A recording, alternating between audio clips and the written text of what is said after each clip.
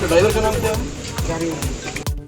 জাহাঙ্গীরের বাড়িতে গিয়ে হুঁশিয়ারির পর ফলতার রাস্তায় যোগী রাজ্যের দাবাং আইপিএস, লিস্ট ধরে ধরে কেন্দ্রীয় বাহিনী নিয়ে তল্লাশি। ঘরে ঢুকে পুলিশ অবজারভারের হুমকি, পাল্টা জাহাঙ্গীর।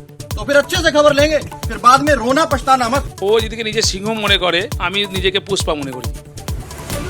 যেখানে যেখানে বোমা উদ্ধার সেখানেই এনআইএ। শান্তিপূর্ণভাবে ভোট করাতে এবার স্পর্শকাতর এলাকাতেও থাকবে টিম এনআইএ, বেনজির সিদ্ধান্ত কমিশনের।